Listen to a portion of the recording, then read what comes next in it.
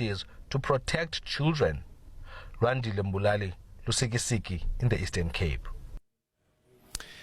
Steve Miller is the Chief Executive Officer of Save the Children South Africa, an NPO that's geared at improving the lives of children through better education, healthcare and economic opportunities, as well as providing emergency aid in natural disasters, war and other conflicts. He joins us now live. Thanks so much indeed for joining us, Steve. Welcome to the program.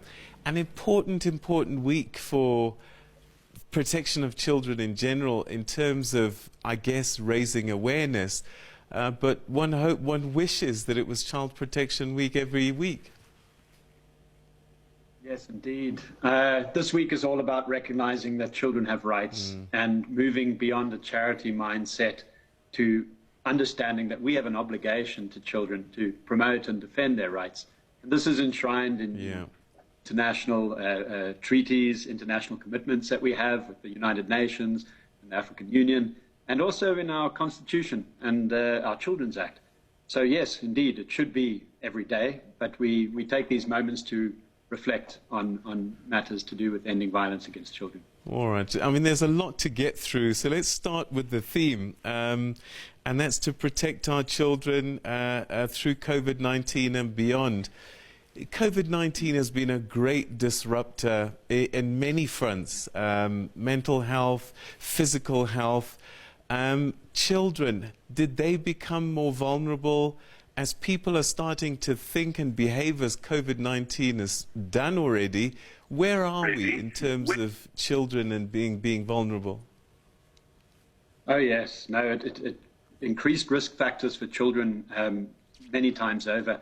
You know, I think back to March 2020, which seems a lifetime ago now. And for us, an organization that works with people, that's what we do. We work with caregivers and children and government, and we always with people. And all of a sudden, we couldn't be with them. And for all of us working in the space, it became quite dark in terms of understanding what was happening, because now everybody was back at home, and this was around the world. And so I think one of the things that really affected children was the fact that they had fewer people to reach out to. So those normal channels that you could report violence, whether it's at school or in a clinic, a police station, whatever it might be, that was all closed to you. The authorities had their focus elsewhere, as we know, with the school feeding crisis that we saw in 2020, 2021.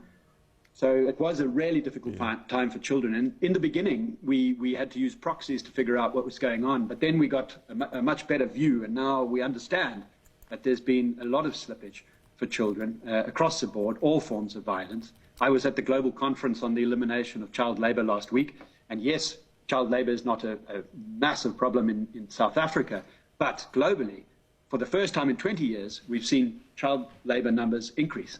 We've seen child marriage increase on the continent as well. And here in South Africa, we've seen violence against children in all its forms increase too. So difficult times for everybody.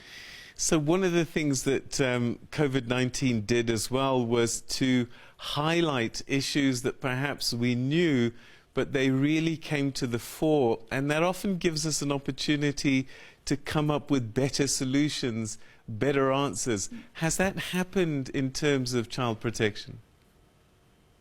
Yeah, to a degree. So there's been a lot of innovating, adaptations, because we had to do that.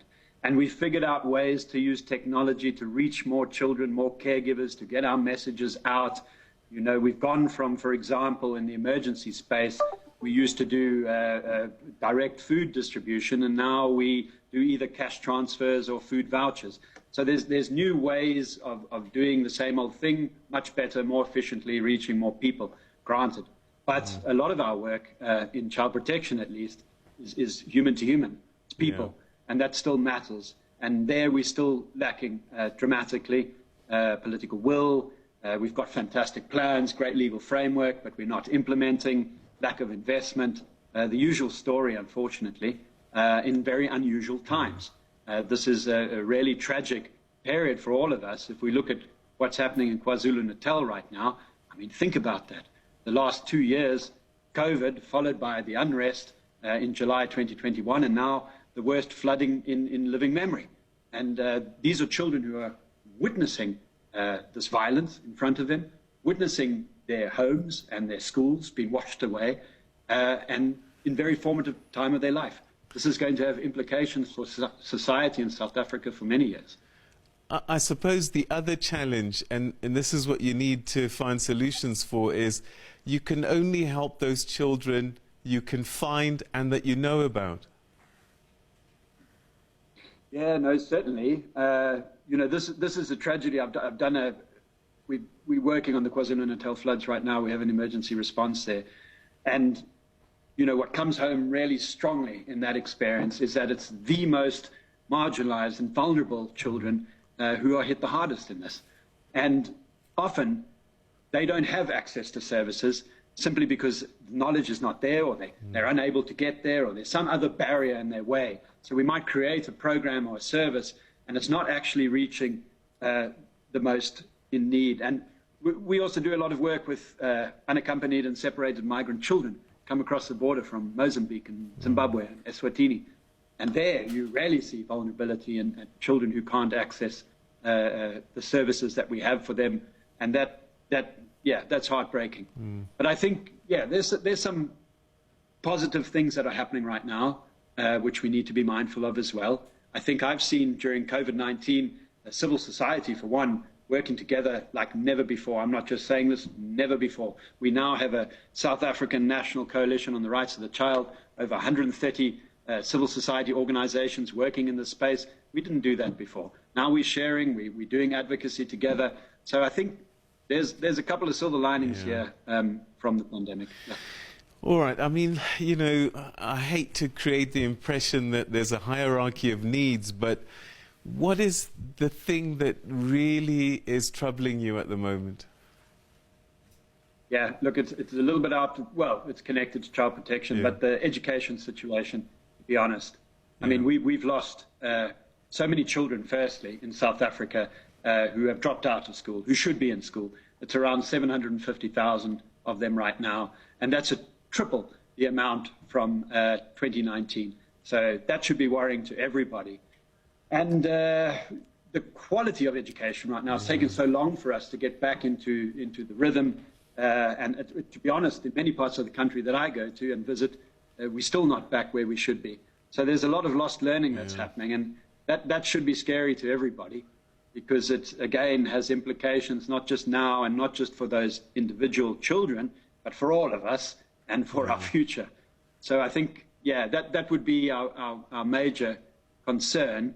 But on the child protection front, you know, one thing that troubles us is that in 2019, you might remember, there was a Constitutional Court decision on corporal punishment, and it banned corporal punishment in the home. You cannot beat a child in any setting right now, and that's the way we should be going for many reasons, which we can get into.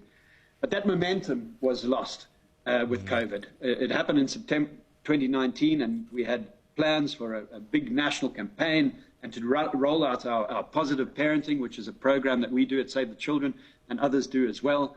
And we simply lost momentum of that because we had other priorities. So that worries us as well. I think there should be a lot more work done on corporal punishment in South Africa. One of the things that I was thinking about on the way in is that often we speak about the overt abuse of children and harm to children, but sometimes what can be long-lastingly worse is neglect, a lack of care and love and things like that. And that's probably harder to detect, but maybe more harder to deal with. Yeah, you know, I can hear from your side, Peter, because I sigh several times a day as well. There's deep frustration for many of us in South Africa around this situation. Many people would come in quite cynically to Child Protection Week, I'm sure, or 16 days of activism, to say, look, we do this every year, we hear the messages, and not only are things not getting better, they're actually getting worse. So what's happening? And that frustration, we understand it, eh? One word that I would put out there is consistency. We know what to do. We really do. We've got a national plan of action for children, which is world-class. We've got proven tools, methods, approaches that we could scale with the right investment. But we often start these these programs and we don't scale them and we don't stick with them, and that's a major issue. And yes, to come around to your question again, of course, you know, we do have statistics on some forms of violence, but it's a notoriously difficult space to get hard and fast figures on. You can when it comes to things like child homicide. So there we have the actual numbers, and it's roughly over 1,000 children a year are murdered in South Africa, and the majority of those are under 5 years old, and that comes from abuse and neglect by the mother early on and by the father as well. And yeah, a lot of that goes unnoticed, and if children don't die from it, which most of them don't, it certainly settles with them and follows them into adulthood. Yeah. Are we making progress as a society? Because, you know, children, whether it's culture, whether it's religion, whatever, often, you know, are put to one side. Only when you're an adult can you sit at the table. Do we even look at you as someone who's got an opinion?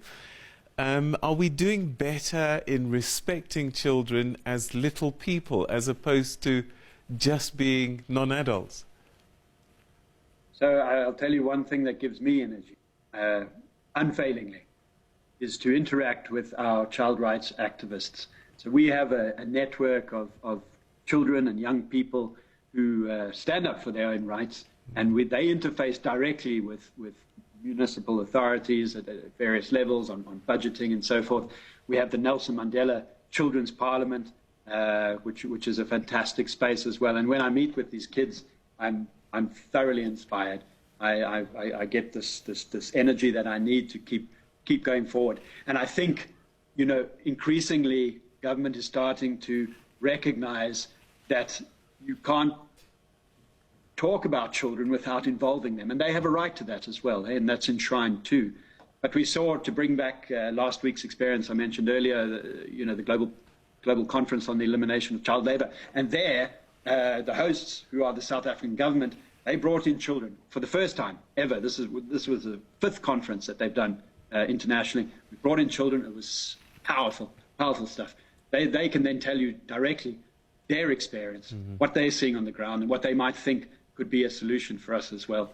So there is, yes, we have that. I grew up with it. You probably grew up with it, Peter, as well. Children should be seen and not heard. Hey, this is something we carry in South Africa. But I think increasingly children are starting to be recognized as advocates in their own rights, stand up and speak for themselves. Steve Miller, thank you so much for helping us start this conversation this week. Very important, and let's just hope that it goes beyond this week. But keep up the great work that you're doing at Save the Children South Africa. Thanks for your time. Thanks, Peter. Good luck. Good night. That's Steve Miller, who's the CEO of Save the Children South Africa, as we begin Child Protection Week. A lot of things to be mindful of, and we're going to be having lots of conversation during the course of this week. Okay, now, there's a really important football match that's taking place at the moment.